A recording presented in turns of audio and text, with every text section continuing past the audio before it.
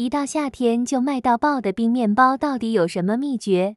那就要从一个可以冷藏3天不变硬的面包体，一口咬下去就爆浆的卡士达奶油馅做起啦。面包的制作加入了汤种，让它不易老化，吃起来更加松软。汤种最好提前1晚准备好，把材料 A 部分先混合搅打成团，手揉或者厨师机打，揉成这种比较粗糙的面团就可以。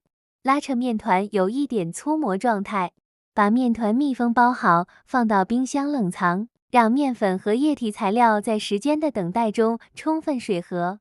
经过1个小时的冷藏之后，面团已经可以轻松的拉扯出模。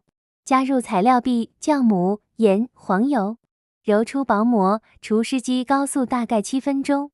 如果你是手揉，水和之后揉10分钟也可以出薄膜。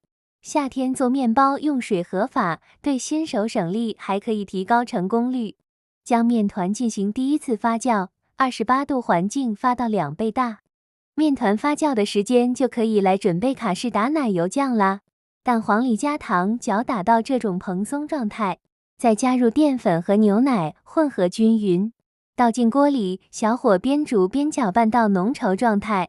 加入奶油奶酪的卡士达酱更好吃。想要口感细腻，可以过筛一下哦。盖上保鲜膜，冰箱冷藏降温。我们的面团也发酵好啦，轻轻地拍它，给它排气，平均分成12个，挨个把面团滚圆。整形好的面团就可以直接转移到烤盘上，准备2次发酵。烤箱底部放一盘凉水，35度发酵到2倍大。发酵好的面团均匀地撒上1层玉米淀粉，避免面包上色过重。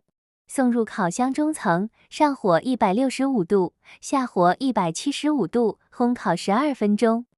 这个面包不加馅也很好吃哦，冷藏也能软软的。接下来就是我们超好吃的6款馅料啦。不喜欢卡士达酱的朋友，可以直接打发1份淡奶油调馅哦。关于馅料的配比，大家可以详细看一下。淡奶油打到8到9分发，冷却后的卡士达酱也给它打发顺滑。豆乳奶油酱、巧克力奶油酱、元气白桃奶油酱、多肉葡萄奶油酱、海盐奥利奥奶油酱、浓郁抹茶奶油酱。终于到最喜欢的组装环节啦！